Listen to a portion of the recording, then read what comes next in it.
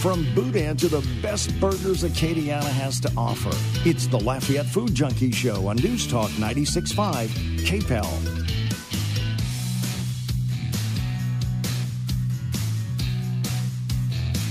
Welcome back to the Lafayette Food Junkie Show on News Talk 96.5 KPEL. I'm your host, Tiffany Daegu. Here we talk about all the food happenings around Acadiana. If you like food, tune in. You might learn something new.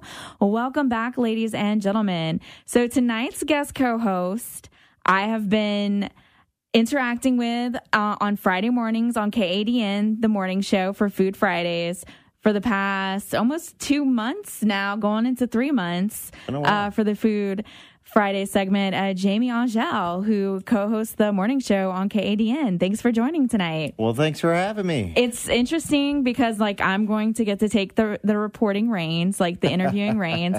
Also, how nice is it that I'm in my pajamas right now and I don't have to get all dressed up to be on air, and you're kind of in casual clothes, too. Yeah, I got a long sleeve t-shirt and some jeans, and it's nice to not have to, do my hair. Some of the perks of radio over video. So it's a little more forgiving. Yes, this is true. It's all about the voice. Although Al, who's the morning show producer, he came on the show a while back because he does the Gas Station Gourmet, and he was terrified to come on before because he kept saying people really listen to radio. Al is a unique individual. He is an amazing person, though. He is one of the kindest people you'll ever meet, and just genuinely interested in stuff. His gas station food knowledge is unparalleled. You totally have to check out his Facebook page. Yeah, you have to. It's just, he came on the show. I'm going to have him on again because he did such a good job and it was really interesting.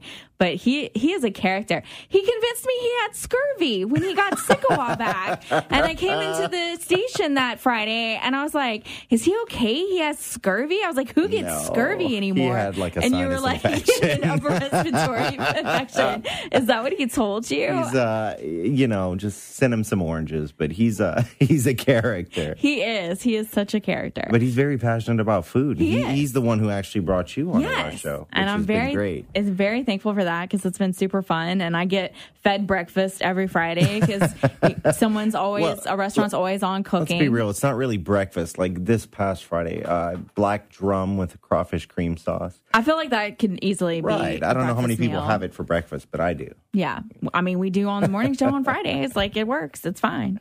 Okay, so New York Bagel Company finally opened. They kind of sneak opened in there. They had their soft opening this past Friday, and I dined there Saturday morning. I got there around 9:30 in the morning, and the early worm gets the bagel because by the time I got there at 9:30 in the morning, they were pretty much out of everything, and she was telling me they were kind of dead inside, and she said that they had a huge rush earlier in the morning, which I didn't know.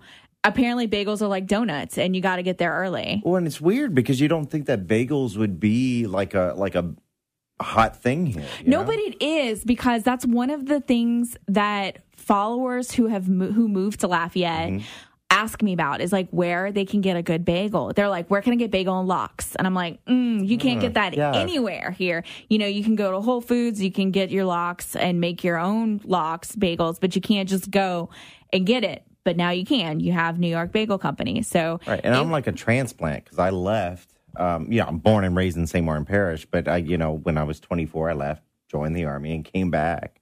And I did learn to like bagels. An everything bagel is amazing. Everything bagel you get here is amazing, and they were out. So I got tragic. Pumpernickel was the backup that I got. I don't even know what pumpernickel is. It's like a rye. It's like a rye. It tastes like rye. It was delicious. So I got the breakfast bagel, and the breakfast bagel, you can get a meat and then egg and cheese. I do wish that their eggs would have been real eggs and not fake. Like egg beaters. Yeah, it's like if you a frozen breakfast sandwich, it's like that egg. So I do wish that it would have been a real egg on there, but it was delicious. The bagel was warm and it was chewy and not overly chewy, you're gonna break teeth trying to pull it apart. It had the softness to it as well. It's gotta be a really good I can't really do a bagel breakfast sandwich because to me when I think of breakfast sandwich, I like to just be able to bite and bite into it and pull away. And bagels are just chewy. No, these weren't. Really? You got, it was a little bit of a chew, but it wasn't overly chewy. It was real nice. And then because they do bagel sandwiches too. So I want to go back and try some of the different sandwiches. They also do bagel pizzas. And another nice thing is, so the bagel sandwich was like $4 and some change. So it was super cheap. Bad. And it comes with bagel chips, which I like because I feel like what they're going to be doing is the stale bagels. They're going to be turning it into the bagel chips. Right. Maximize your profit. So they give you a bunch of that with it, and then they ask if you want a dip for an additional fee, which is cream cheese. So I tried to get the garlic herb cream cheese. They were out. So I got plain, and that was really nice too. And I also took the cream cheese and like dipped my breakfast sandwich in it. So I think next time I get a breakfast sandwich, I'm going to get them to put cream cheese on it. I put cream cheese on everything. Okay. I'll be honest with you. Everything. I love cream cheese, but I hate cooking with cream cheese. Like the consistency of it to me kind of like weirds me out. I'll just put it in the microwave. But cream cheese is delicious. Put it in the microwave beforehand. Let it get real soft. I love cream cheese. Yeah, cream cheese can kind of go in. It's like the ultimate binding Just don't agent. put it in your crawfish etouffee, please. Yeah. Ooh. Is there a recipe for that? Look, if there is, I don't want to talk about it. It's just people put weird stuff in their etouffee. So my recommendation is if you get the breakfast sandwich, it comes with American cheese on it. Add cream cheese too. I feel like it's going to be so much better. Provolone is the most underrated cheese. I would agree with you. We don't have very many places that offer provolone as an option. Listen up, guys. Start getting provolone. Get the provolone on the market. But it was good. I want to go back and check out the other stuff that they have there. They're doing Rev Coffee made a special blend for them for their coffee. Now, they're co-located, right? Yeah, they, I think I don't know if it's the original location, but they have a location in Baton Rouge as well. Okay. And they also have Philly cheesesteaks that are not on bagel, that are on like cheesesteak bread. Love me some Philly cheese. So that I'm curious about because that's also something that we don't have here. We had Phillyana and they're... but we have... what? Oh, Zorba's. Zorba's, that's what it is. Okay, so Zorba's is a Philly cheesesteak, but it's not in the sense that they use the gyro meat. But and it's so good. It is. It is delicious, but like a traditional I hear you. American cheese. And I don't think they have like the Cheese Whiz ones. Oh, I just moved back from the Mid-Atlantic, and trust me, I've been to Philly, and I've had Geno's, and I've had the real cheese. Okay, so which one do you like better? Wait, as far as... Like, are you a Cheese Whiz, or are you Swiss? Is it Swiss cheese that they use, or American provolone. cheese? Provolone. Okay. Yeah. No, Cheese Whiz is not cheese. You're not about the whiz. Product. I mean, it's... I'm sure it's good for some things, especially if you're Puerto Rican, but not on a Philly cheesesteak. No. Okay, so you're a provolone fan on the Philly cheesesteak. Provolone or like a pepper jack or something. So that'll be interesting to try out there as well, is the Philly cheesesteaks that's not on a bagel. So I don't know about that. I think there's places that do Philly cheesesteak. Phillyana does it, but they're closed for renovations right now because of the fire. But is that downtown? Yeah. Have you tried them? Tiffany, you know that... you never eat anywhere. I just moved back about a year and a half ago, and, being the father of 3 daughters... You don't get to eat out much. We don't eat out much, but we try. So it's on my list. Okay. All right, and on that note, we're going to take our first break. So come back to us. It is the Lafayette Food Junkie Show on News Talk 96.5 KPEL. She puts the wow, yum into words. It's the Lafayette Food Junkie herself on News Talk 96.5 KPEL. Welcome back to the Lafayette Food Junkie Show on News Talk 96.5 KPEL. I'm your host, Tiffany Daegu, and joining tonight as guest co-host is Jamie Angelle, and he is the morning show co-host on KADN. Do y'all have like an official name of the morning show? What, News 15 Today? News 15 Today. And we're focused on family and the community. In the community, yes. We say that like 100 times every morning. And then Fridays are faith, fishing, and the 3 food. F's, food, fishing, and faith. For fishing, we have Zach Dubois. He owns Cajun Lures down in Kaplan. And, he's brilliant when it comes to fishing. And he makes lures, and he's always got good tips. So I mean, tune in. If you love to fish, at least tune in for that. Apparently, we were talking about it. That's one of the most popular segments. That is like, we post all of our segments on Facebook and our website after the show. And in the year I've been working there, and since we've been doing the fishing segment, that is my number one most popular post is the fishing segment. People here love to fish. Yeah, Katie Anna loves to fish. Sportsman paradise. I don't blame them. The weather was so gorgeous yesterday. After I finished judging, I was one of the judges for Heartstrings and Angel Wings Gumbo Cook-Off in Henderson. I wanted to be on the lake. Right. And Henderson, I mean, that's my home turf. Yeah. Born and raised, a little community called Neenah, which, in case you don't know, it's actually in between Henderson, Cecilia, and Breaux Bridge. It's like an unincorporated area. But born and raised there. And I tell you, we're down the road from the basin, down the road from the freshest stuff you'll ever eat in your life. Well, I have to say, this was one of the most delicious gumbo cook-offs that I've had the pleasure of judging. I'm so jealous. And so there was one seafood that I really liked, and then there was 3 chicken and sausage, and I took my 3 favorite chicken and sausages and combined them into one, and then I had my seafood gumbo one too, but I had already eaten all of the shrimp and crab claws. I love when they bribe the judges with crab claws, and you'll get half the crab in there.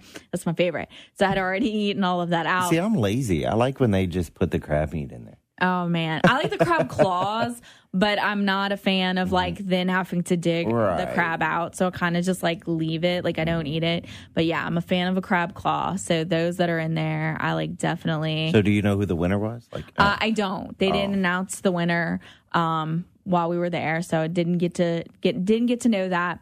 But I did enjoy delicious gumbo last night, and I made rice to go with it. And I've been doing the low carb diet, and I've been eating cauliflower rice. Oh, God. And I realized last night how over cauliflower rice I am and how much I miss rice, because this rice with this gumbo was so delicious. I tried that paleo diet for about back when I was in the Army. I did it for 2 weeks, and I had to stop because I was just angry. I was just so angry. I just wanted bread. I got really angry last week because I was starting to go.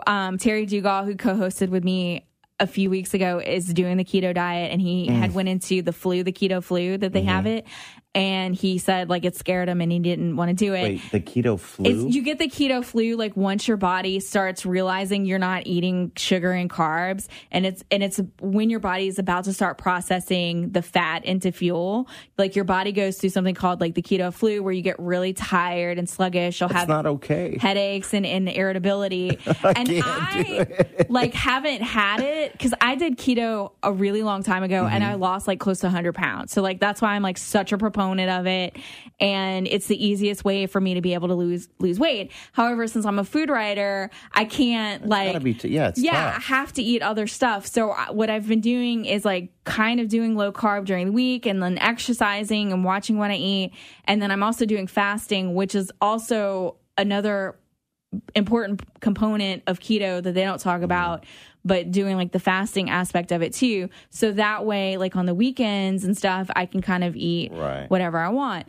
But I had been fasting so much, and I had started to go into the keto flu. I was getting really irritable, and my head was hurting, and I was I just want a Girl Scout cookie. I'll tell you this about, about cauliflower. I was 100% opposed to it when I first heard of cauliflower boudin. And I'm going to be clear. Don't ever come near me with cauliflower boudin. I'll call a priest. We'll do an exercise. It's not okay. But we had La Pizzeria on our show one Friday. And they made a cauliflower crust. And it was good. I liked it. So I'm not 100% opposed to it. I just think that there's certain things you just can't substitute. In gumbo, I would don't never come eat at it me with gumbo. cauliflower. No. However, we were talking about the eggs in it. Yeah. Someone gave me the idea of doing chopped up egg whites as the rice for the gumbo. Oh. And I know you're not a fan of the egg in the gumbo. Since in the it's been a year now since I've been an anchor on News 15, and I've gotten to judge a few cook-offs in that time. It's one of the perks, you know. And one, I did the Raider Stone Energy United Way Gumbo cook-off. And Grace, one of our meteorologists, was talking about adding an egg to gumbo. She'd always give me a hard time about it. I'm like, no, you don't do that. And I actually got a gumbo at that had an egg that in had it. an egg in it. And it was not good. I like the egg in the gumbo. I'm not opposed to it. I don't cook it that way at home, but I've done, and it's just like potato salad. Like if you, but that's what I asked you. I was put like, it in a shrimp stew or like salad? a meatball stew, but not gumbo. It's just no. We'll have to agree. To I'm a that. traditionalist. We'll have to agree to disagree. All right, well, on that. But while I was at the cook-off as well, I had the idea. So it's a $10 entrance fee, and it's like all you can eat gumbo. If you are like a broke college student, you could take Tupperware with you. Right. Okay. And so you're sampling the gumbo, eat a few bites, pour the rest in the gumbo into the Tupperware, eat a few bites, and then you could take gumbo home then. But then you're have mixing leftovers. like a whole bunch. I mixed the top three. Like I mixed them when I got home. Not the seafood, but the 3 chicken and sausage. I mixed them. I judged the jambalaya cook-off in Brobridge last year, and they gave us like these huge, like not huge, but styrofoam to go things. They were all full. And we ate like 16 or so, and me and some of the other judges were like, "Can we get a bag or something to put I don't want to throw them away because some of them were really good." So I took home that's what I started doing we ate jambalaya too. for a while. I judged the pork finger cook-off in New Iberia. Sounds delicious, and it was, and they gave us like huge portions. So I took you cannot throw 2 that away. Shopping bags. That's irresponsible. Of grocery food home to eat on later. I was like, this is fabulous. Put it in the freezer. I ate gumbo last night, and I ate the seafood gumbo this morning for breakfast. So I'm good. That's probably my last gumbo of the season until it gets cold again. Time for crawfish. Yeah, so now it's crawfish time. Okay, so you mentioned crawfish. Let's talk about crawfish. Right. You have a special way that you make crawfish. I do. You on the show Friday, you were talking about hawk spoil up. Hawk spoil up. And you said that is absolutely hands that is down my favorite crawfish. Now, I'm St. Martin Parish, born and raised, Brobridge. I graduated from Brobridge High School, crawfish capital of the world. I like to think I know crawfish. So I haven't had hawks, but I've had some good crawfish. But what is it that makes theirs so good? It's the way that they clean it. They do like a special purge, and I think it's like a saltwater purge. We did an interview segment with her on the show, and she talked about like what makes their crawfish different. But I was explaining to somebody, so when you open the crawfish and they have the poop trail is what I call it. The vein. And it's black. Right. Theirs is completely white. And their crawfish looks like the meat looks white and brighter. So you taste... Maybe they're putting bleach in it. No. I'm just kidding. Don't even say that. That is not true. That is not true. No, I'm just kidding. I bet they don't. So it's whiter, it's brighter, it tastes better. You get so much more of the taste of the tail meat. And I agree. If you can taste when crawfish isn't clean, like you can taste dirty crawfish.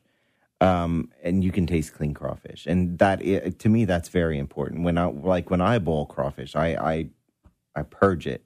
And, I'll have to try it because I think that's very important. Wednesdays and Thursdays at the beer garden through crawfish season.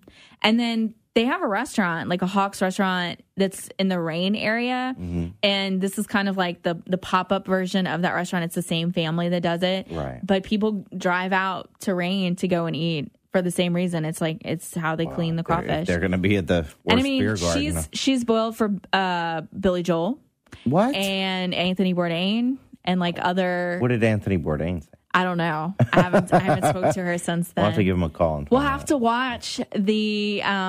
That's right. The episode when it airs to see what he says about it. He was in town. Yeah. Was it this last week? He was in Mardi Gras, around Mardi Gras. He was here because he went to do the country Mardi Gras, and he went to a few places, a few restaurants down around town. Have you ever seen like Gordon Ramsay's video of? I haven't, but I've heard that it's kind of bad. It's atrocious, and he puts like. Does he call them crayfish? Crayfish, yes. Yes. And then he puts he peels them and puts like 12 of them across a plate, and I'm like, what do you? 12? Like what? Like that's a mouthful. What are you doing? And it's upsetting. It's almost as upsetting as the video where they squirt the mustard on it. Like it's very unnerving. We had the owners of the Cajun table come on because apparently Michigan was having a crawfish God, an infestation. And so Lafayette sent crawfish experts up there to teach them about like how to boil them and everything. An invasive species. Yeah, they came on the show after to talk about that, and it was interesting. And because you think other people know, bless and their hearts. They call them crayfish, and they're really expensive. Like we think the prices here are expensive. Get it somewhere else. Oh, but the prices are going down. I saw a place that had you can get a sack for $60. That made me very excited. Wow. That is very low. Because a few weeks ago it was uncomfortably high. Yeah. Let's just say that. All right, and we're going to take another break, and when we come back, we have more with Jamie. So come back to us. It is the Lafayette Food Junkie Show on News Talk 96.5 KBEL. And now, the Lafayette Food Junkie Show, served up medium rare every Sunday night.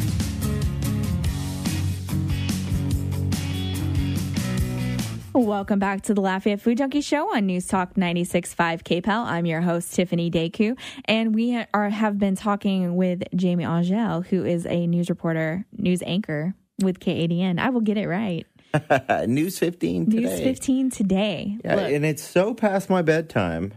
Yeah, what time do you have to, because I don't know how y'all do that. So I usually go to bed around I like to say between 5 and 7. Ideally, I get to bed 5:30, 6 o'clock. And then I'm usually up by about 2.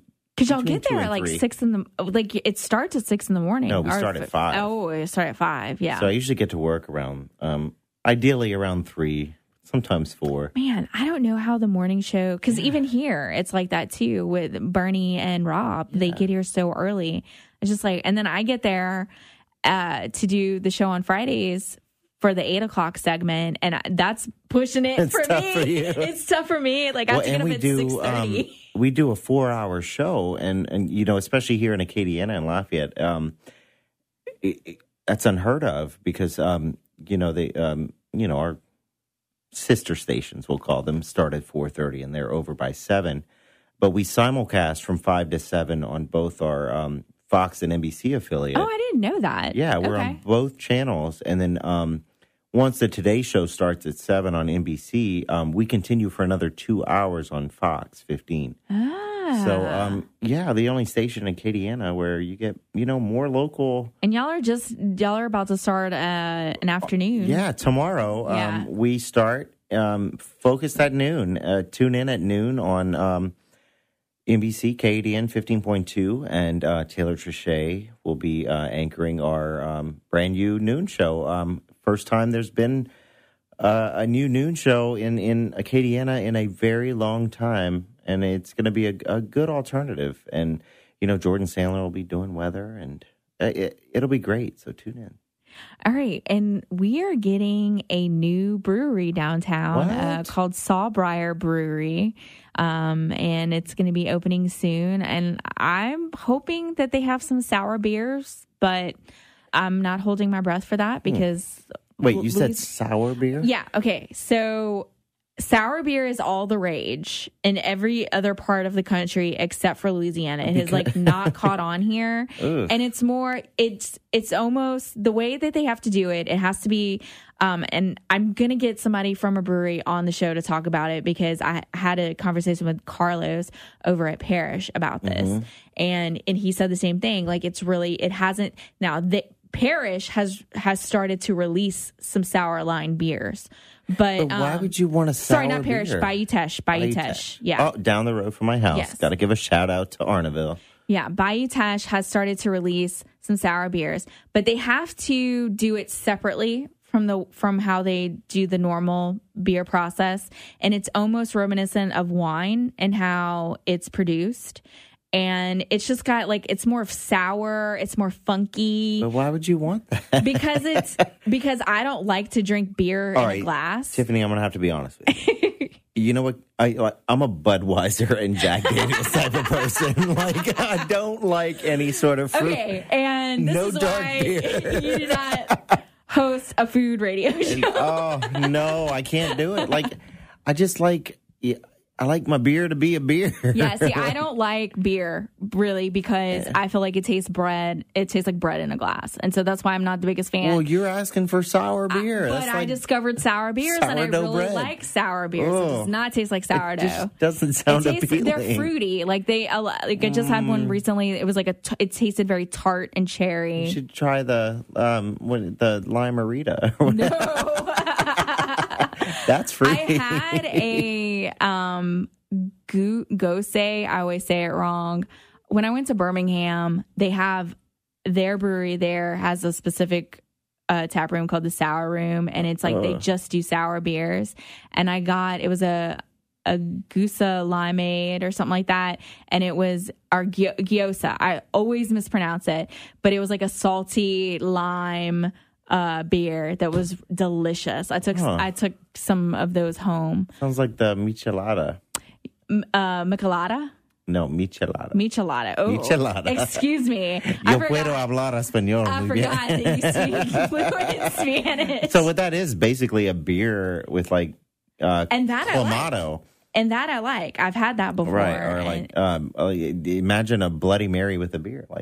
Well, gyosas are like a salty beer, so they have they're very salt forward. So but that just makes you want to. It's like drinking salt water. It just makes you want to drink. My dad just texted me. It's a marketing ploy. And said, "Man after my own heart." That's right. So he's with you on the Jack Daniels and Budweiser, whiskey and Bud Light or Budweiser. No, not Bud Light. I like full flavored beer. So Budweiser. Budweiser. You know, when I lived up in Maryland, they have this thing called National Bohemian. That's their beer there, Natty Bo, and it's amazing. And I've noticed that what's becoming really popular here is what's it called? It's from Pennsylvania. Yingling. Yes. That's like a staple up there. But here, apparently, it's becoming all the rage because everyone's drinking Yingling, and I'm like, dude, everyone up north has been on that. Well, real beer lovers like sour beer. Okay, I'm just going to tell you. Like, if you're a beer connoisseur, you can have your Budweiser. I will have the sour beer. I mean, I don't want to drink a sour beer while I'm eating crawfish. I'm just going to be honest with you. That I don't think would taste good. No, you got to drink Budweiser. It's very refreshing, though. Like, it's just, it's like a very summery and refreshing. Makes me feel like I'd have to drink some water after it or something. It's good. It's good stuff. We'll just have to, again, agree to disagree. With your eggs. Well, that's the beauty of it. You can't always have someone on your show that agrees with you. This is true. No, this is a very valid point, and a lot of people that do come on the show don't agree with me. No, I will say I do like wine, and I have a very diverse wine palate. Okay, so more of a wine person. I'm not a wine. I am a whiskey to the tea. That's usually all I drink. And Jack Daniels. Well, Jack Daniels, when I'm not broke. But I love whiskey. I'm a whiskey fan myself. And I say whiskey because, you can only call it bourbon if it was made in Kentucky. Did you know that? Yes. If it's made outside of Kentucky, it's American whiskey. And it's also made with corn and not rye. Right. Yes. Right. I taught a class about women's role in whiskey throughout history a while back. How interesting! Yeah, so I'm also very into whiskey. Look, any woman who loves whiskey, my wife doesn't care for whiskey. She says it tastes like lipstick, which I'm still trying to figure that one out. What kind of whiskey has she been drinking? Who eats lipstick? That's the other side of that. That is hilarious. Oh, my God. And on that note, we're going to take another break. Come back to us. It's the Lafayette Food Junkie Show on News Talk at 96.5 KPOW. And now, We talk about food. It's the Lafayette Food Junkie Show on News Talk 96.5 KPEL. Welcome back to the Lafayette Food Junkie Show on News Talk 96.5 KPEL. I'm your host, Tiffany Daegu, and we have been joined tonight with Jamie Angelle from News 15 Today. Got it almost. A little better. News 15 Today. News 15 Today. Focused on family. Focused on family and the community. Yes. All right. So tonight is the Academy Awards, and Eater Lafayette had posted 5 food scenes from 5 of the movies that are nominated tonight for Best Motion Picture. And we're going to kind of talk about those a little bit. And then we'll also talk about some iconic food scenes in movies that have come and gone. So the first one that they talked about was the movie Get Out. Have you seen it? I have. Okay. I have not. So I don't know. I've heard a lot about it, but still... I thought it was a horror movie. I wouldn't really say horror so much as it's like a thriller. Okay. Kind of, it's different. I don't know. I mean, I guess some people would probably say it is, but I will say I watched Black Panther today. And it was great. And the actor from Get Out is in Black Panther. Oh, okay. Well, that's good to know. All right, so the scene that they were talking about in Get Out is the scene where she's eating Fruit Loops separate from the milk. And, like, she's eating handfuls of Fruit Loops, and then she's drinking her milk. And the person for Eater who talked about this really bothered him for some reason. Do you remember that scene? I'm vaguely, but is it really that big a deal? He was so disturbed that she was eating her milk and cereal separate. Well, some people just like to eat Fruit Loops as a snack. Well, I guess it's the fact that like she's eating it separately and then drinking it with milk instead of just combining. I don't know. I think he might seek counseling or something like that. Sounds. I don't know. He went on a tangent about it on the podcast that I'll listen to. Okay, so the next movie is Call Me by Your Name. Have you seen this one? Who's in it? I don't know. I didn't get those details. I just got the names. And the scene that they said about food, it's the peach scene, and apparently that's all I can really say about it on air because it's a little controversial. Yep, don't know it. So we'll just say Call Me by Your Name and the peach scene. Now this movie I have seen and I absolutely loved it. It was The Shape of Water.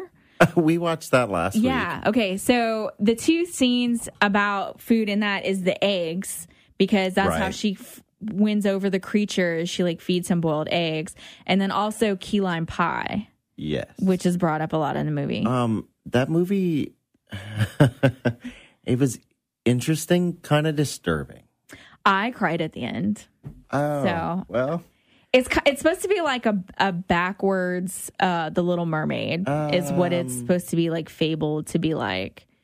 Okay. That's what it's supposed to be. Yeah. Just don't let your kids watch it. Yeah, don't watch it with kids. It is not a kid movie, but it's a good movie. I enjoyed it. My wife just texted. She said, you have to talk about the cake eating scene in Matilda. Oh, okay. That's apparently a big one. A big one. Okay.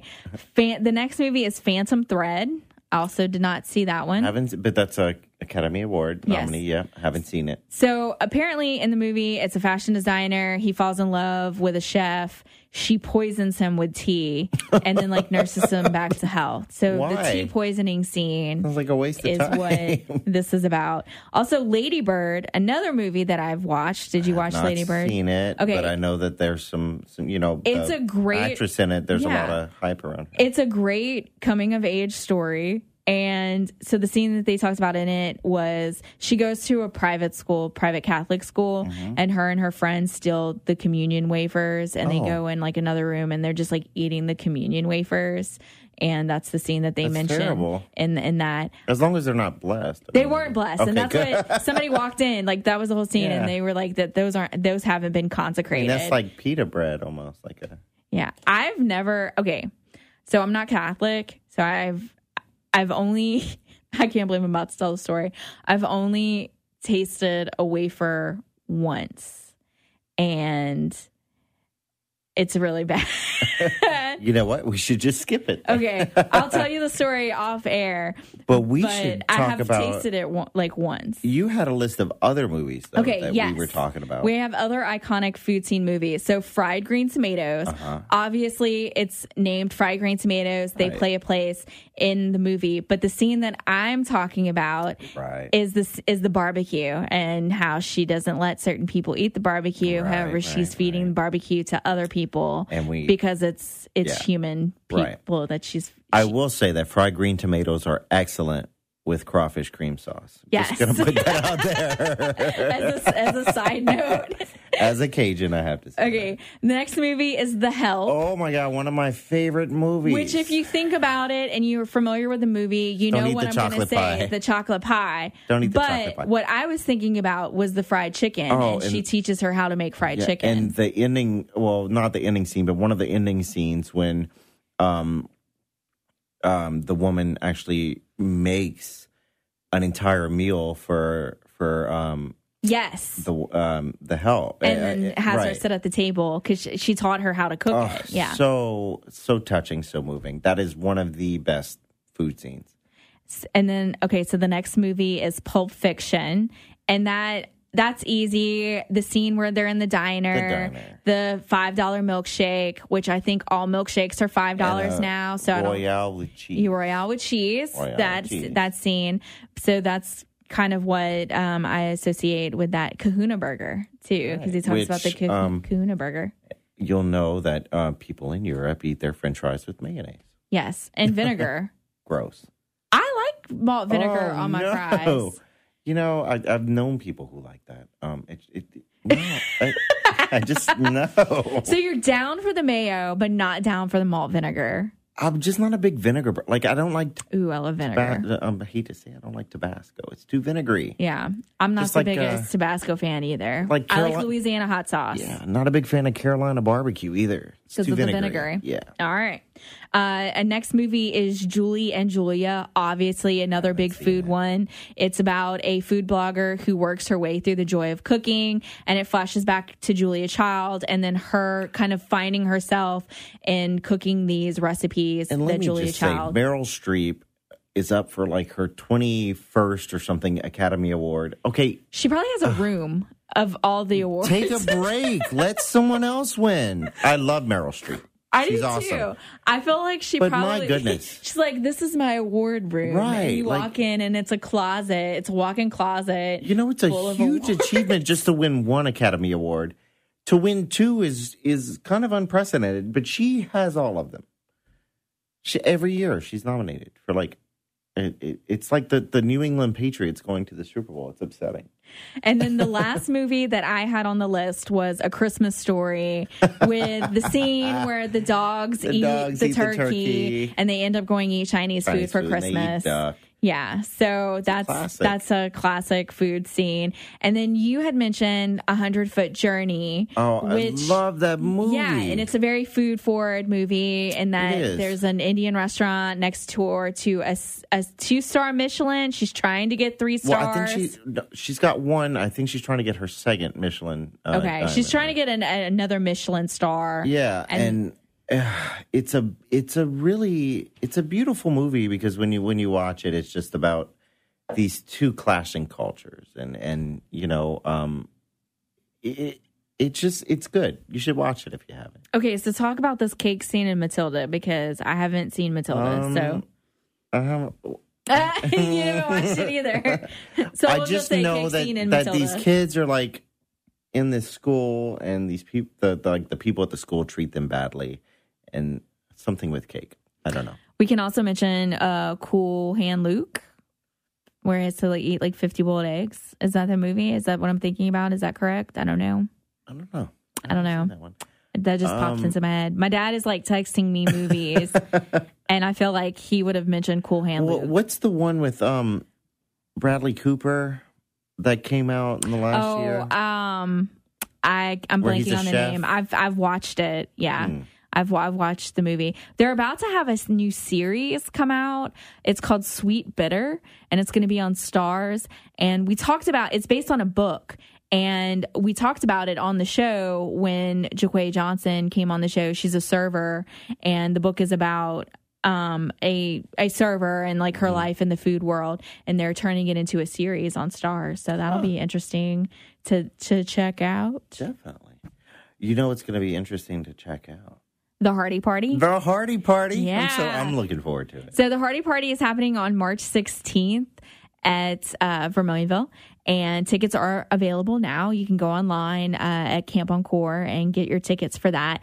I like the event. It's very family friendly. Like, you can bring your kids. There's all kinds of activities for the kids. There's a lot of participating restaurants. A lot of food. My favorite part is that they have these really cool hand done wine glasses. They're pottery wine glasses, and they also do beer steins, and you can get those. And they also have the special wine that is from a vineyard that they get. That I believe, like, the son had a heart condition, so they do it specifically for like heart related things, and it's a red blend. Speaking of wine, it's a decent. Well, and a they decent say wine. that red wine is, it's good for your heart. It's good for your. The French know, apparently, and you're going to be hosting. I am going to be hosting it. You reached out to me a few weeks ago and asked if I'd be interested, and absolutely. It's going to be a great event for a good cause, and always happy to be out in the community and do stuff like that. So I'm looking forward to it. All right, we have about 2 minutes and 50 seconds left. Let's talk about Hawaiian food, because you used to live in Hawaii. Spam. How long did you live there? Well, I would say 3 years, but one of those years I was in Iraq, so it doesn't count. So it's about 2 years. A lot of spam. A lot of spam. If you think you don't like spam, give it a chance, because I'm just going to say it. Spam is awesome. I love it. What were some of the weirdest ways you had it there? Wrapped in seaweed on top of a block of rice. Okay. Spam musubi. So the Hawaiian food truck in Shreveport serves that. It's so good. That and Portuguese sausage. Okay. Those are breakfast staples, and they're delicious. But I will say, in Hawaii, my favorite thing was there was this, I forgot the name of the restaurant, but they would do garlic shrimp. Oh. And it was just like sauteed shrimp with just like chunks of garlic. Oh, it was so good.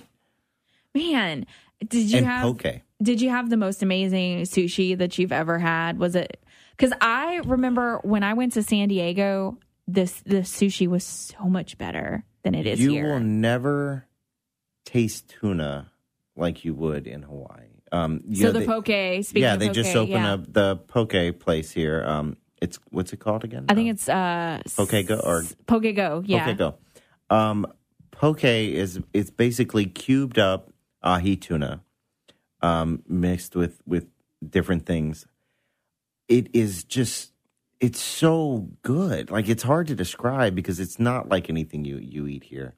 It's got a different texture, but it's just so delicious. If you like steak, I really think you would like poke. Okay. Well, I'm going to have to try it. I've had poke before. There was a food truck here that was kind of doing like a version of it. Mm-hmm. So I had it there, but I haven't. And I'm sorry, the fish quality has got to be better in Hawaii. And San Diego, it was good there too. And understand too, I mean, we're in Lafayette, Louisiana. You're not going to get tuna in the Gulf. Typically what you're going to get here is, unless you're paying a fortune for it, it's going to probably have been frozen at some point. So you got to take your chances. Jamie, thank you so much for joining us tonight. This has been fun, even though you love Budweiser and Jack Daniels. Budweiser and Jack Daniels. We'll have to have you come on the show again. That's right, and I'm going to have to try to wake up tomorrow morning. All right, that's our show. Thanks so much for tuning in. Join us next week, Sunday at 6 p.m. This is Tiffany Daegu on News Talk 96.5 KPEL, and this is the Lafayette Food Junkie Show. Thanks for listening, and as always, happy eating, Acadiana.